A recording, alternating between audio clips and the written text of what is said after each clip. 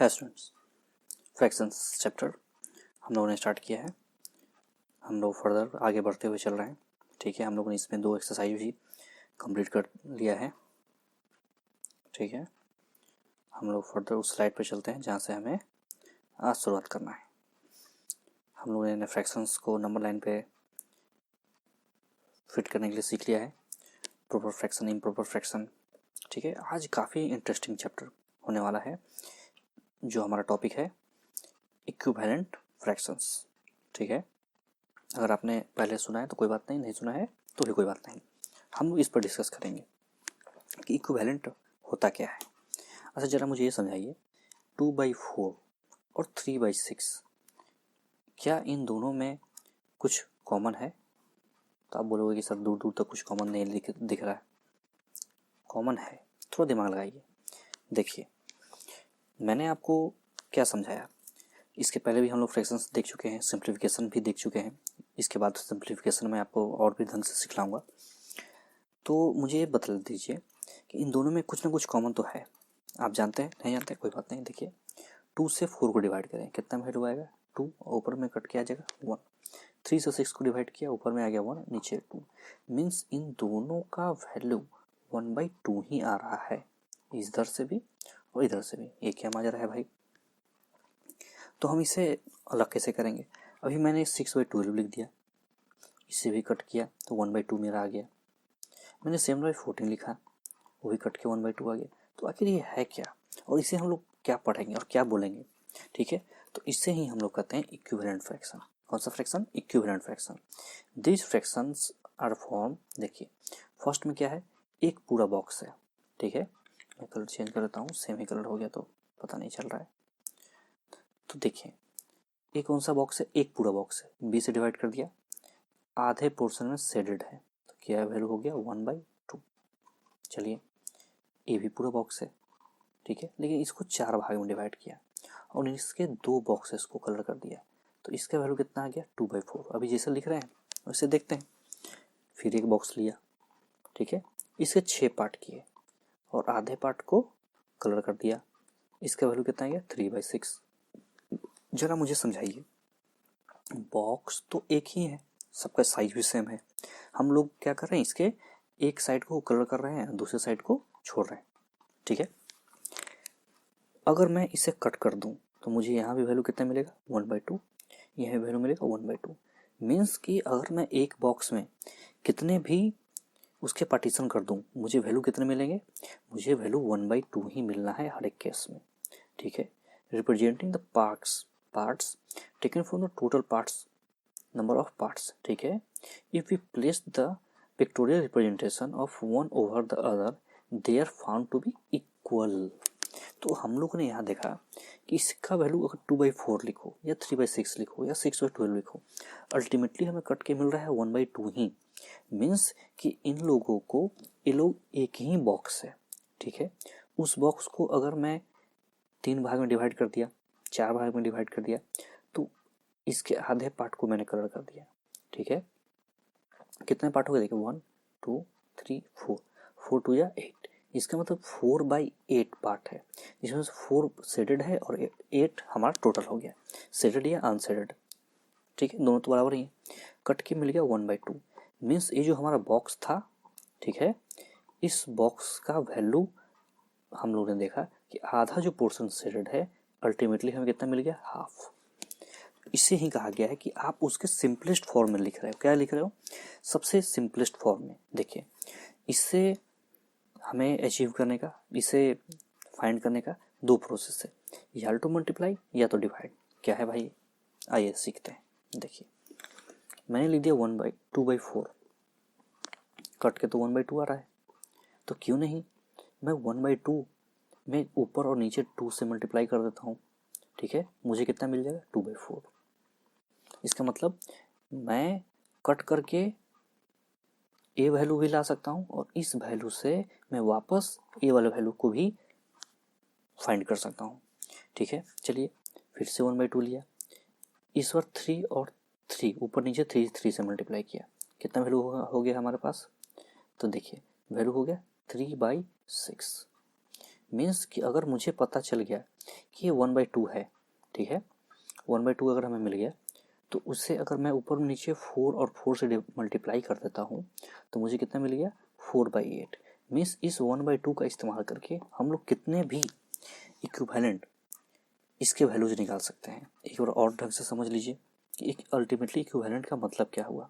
तो देखिए, इक्विवेलेंट का मतलब कुछ नहीं हुआ, एक बॉक्स था, ठीक है, हाफ, हमें पता है कि इसके आधे पोर्शन में शेडेड है, इसका वैल्यू कितना है 1/2।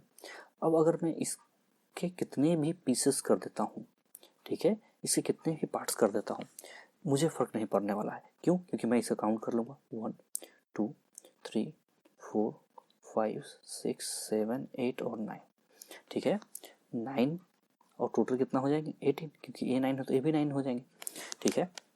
इन दोनों को कट किया, कितना वैल्यू आ गया 1/2। तो हमें पता चला कि अल्टीमेटली तो शेडेड पोर्शन तो एक ही साइड है, ठीक है। अब इसको हाफ बोलो, 9/18 बोलो, 7/14 बोलो, इससे कोई फ़र्क नहीं पड़ने वाला है, हमें वापस मिल रहा है कितना 1/2।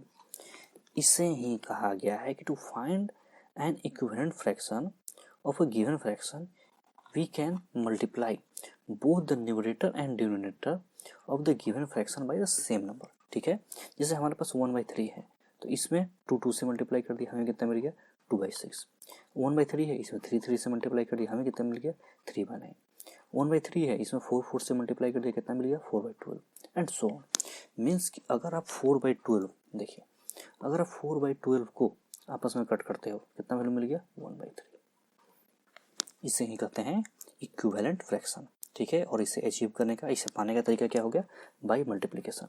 एक और तरीका है, कैसे देख लीजिए।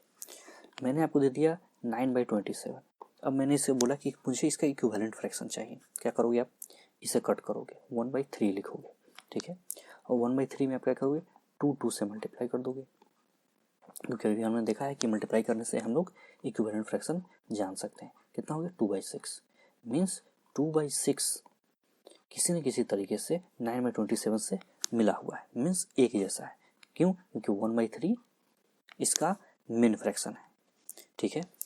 तो इसमें हम लोगों ने क्या किया कि 9/27 को इसके HCF से, अब यहाँ पर एक नया टर्म आपके लिए है, जो बच्चे जानते हैं HCF तो कोई बात नहीं जानते हैं उनके लिए नया टर्म, इन दोनों के हाईएस्ट कॉमन फैक्टर्स से, इससे HCF से इसे कट करेंगे। अब HCF क्या होता है भाई, HCF कुछ नहीं होता है, देखिए 9 को उसके प्राइम फैक्टराइजेशन में हम लोग तोड़ते हैं, प्राइम फैक्टराइजेशन में पढ़ा चुका हूँ, एक बार फिर से समझा देता हूँ। प्राइम फैक्टराइजेशन का मतलब हो गया कि इस नंबर को इसके प्राइम फैक्टर से ही डिवाइड करना है। प्राइम फैक्टर कौन कौन से होते हैं, देखिए 2 3 5 7 11 13 एंड सो ऑन। इस तरीके के जो नंबर जो खुद से कटते हैं और 1 से कटते हो, इन नंबर का इस्तेमाल करके हमें इसके फैक्टर्स निकालना है। तो देखिए 3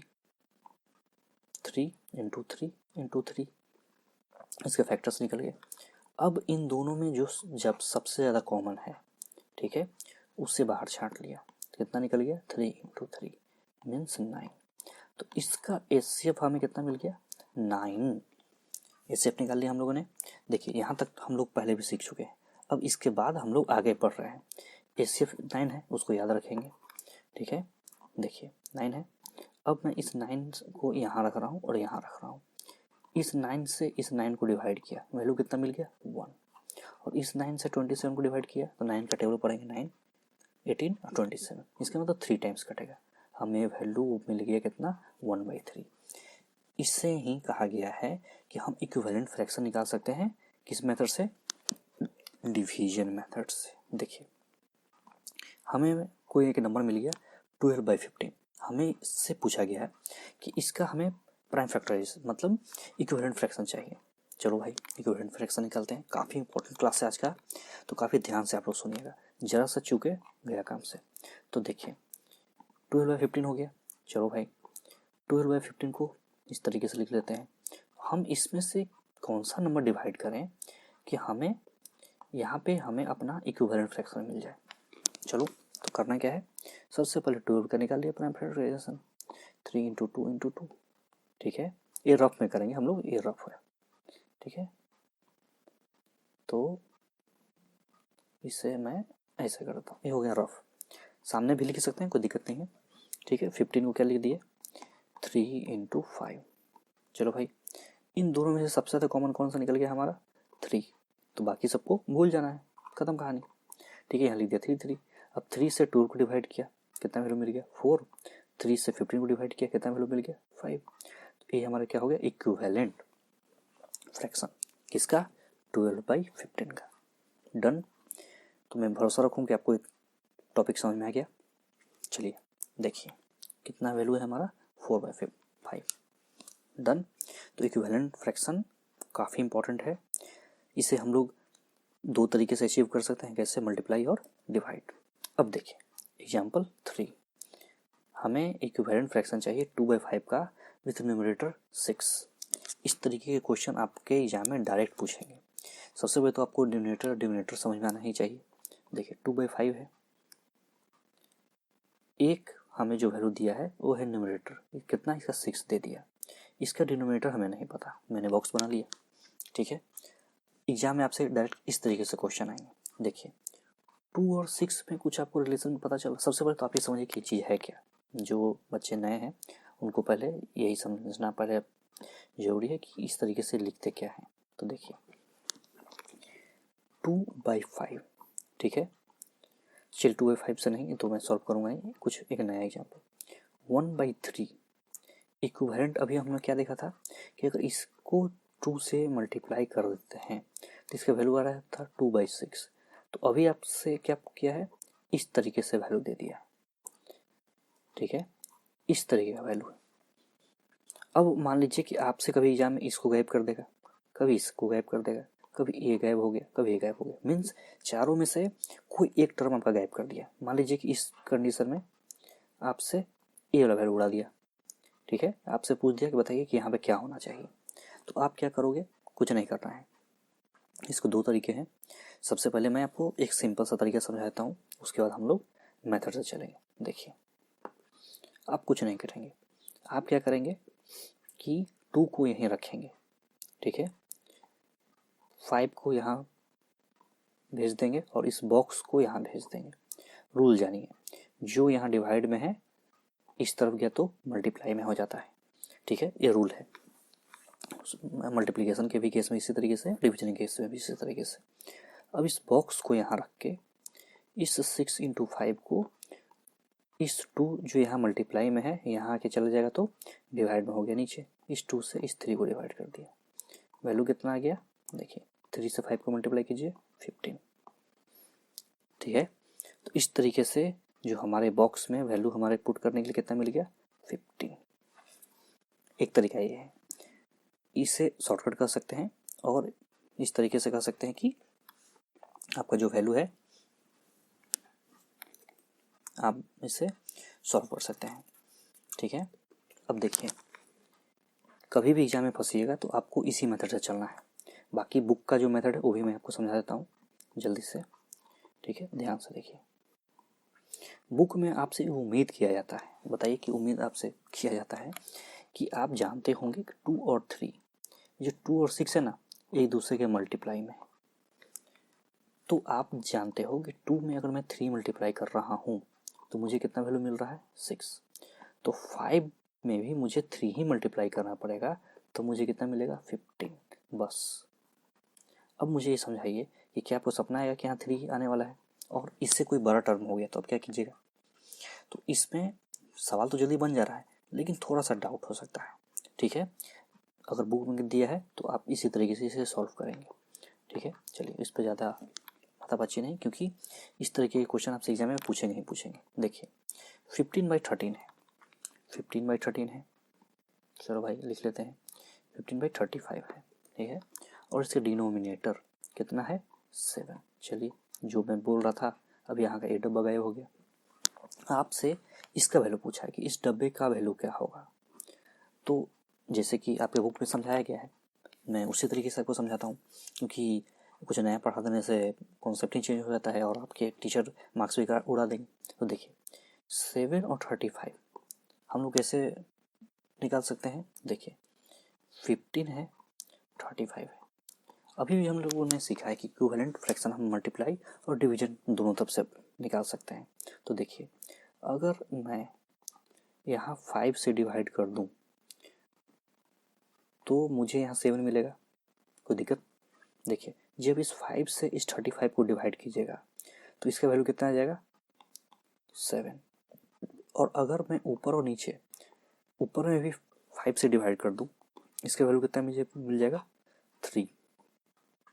ठीक है, तो इसका वैल्यू कितना हो गया? 3/7। एक बार फिर से समझाता हूँ, समझ में नहीं आया होगा। देखिए, 15/35 है, ऊपर में बॉक्स दिया है और यहाँ मुझे 7 चाहिए। यहाँ 7 कैसे आएगा? जबकि यहाँ इस 35 में कहीं ना कहीं 5 मल्टीप्लाई होगा। ये बॉक्स है हमारा, नीचे 7। ठीक है, तो जब ऊपर में 5 से, नीचे में 5 से मल्टीप्लाई है, इसके बाद ऊपर में भी 5 से मल्टीप्लाई रहा होगा, मतलब इस 15 का वैल्यू कितना होना चाहिए? 3 × 5। ठीक है, 5 से 5 जब कट जाएगा तो हमारे पास कितना है? एक 7 ऑलरेडी है, तो ये 3, इसका वैल्यू कितना आ गया? 3।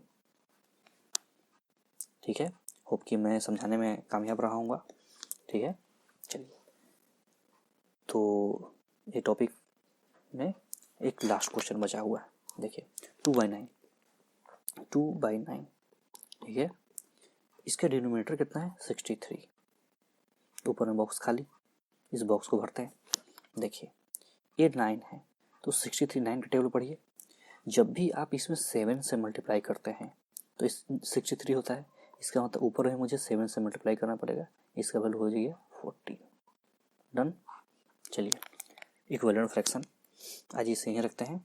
ठीक है, नेक्स्ट क्लास में हम लोग सिंपलेस्ट फॉर्म ऑफ फ्रैक्शन समझेंगे, इक्विवेलेंट के तरीके से ही है। इसे चलो 2 मिनट लगेगा, इसे भी ख़त्म कर ही देते हैं, फिर एक्सरसाइज नेक्स्ट क्लास में करेंगे। चलिए, सिंपलेस्ट फॉर्म, छोटा सा टॉपिक है इसलिए इसे जल्दी कंप्लीट कर लेते हैं।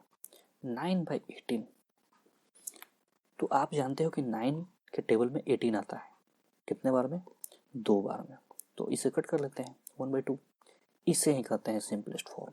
ठीक है, चूँकि टॉपिक हमारा जाना पहचाना था इसलिए मैंने जल्दी कर लिया। जैसे देखिए, 36/9। ठीक है, हर एक बार वैल्यूज ऊपर में कम होता है, इस पर नीचे में कम कर दिया, कट के कितना आ गया? 4/1। वैल्यू कितना हो गया? 4। इसे हम लोग क्या कर दिया? सिंपलेस्ट फॉर्म में इसके लिख दिया, छोटे फॉर्म में। ठीक है, अब देखिए, 36/24, इसे हमें लिखना है सिंपलेस्ट फॉर्म में, तो 36/24। ठीक है, जब आप इसे कट करोगे, 2 का टेबल याद कीजिएगा, तो 3/2। ठीक है, इसका एक और प्रोसेस है, इसको मैं नेक्स्ट क्लास में समझाऊंगा। ठीक है, इसका हम लोग पहले HCF निकालेंगे और तब इसको डिवाइड करेंगे। ये कॉन्सेप्ट मैंने अभी आपको समझा दिया है, मगर फिर भी ठीक है, इसको एक बार मैं नेक्स्ट क्लास में फिर से रिपीट कर दूंगा। चलिए, thanks for watching, keep practising.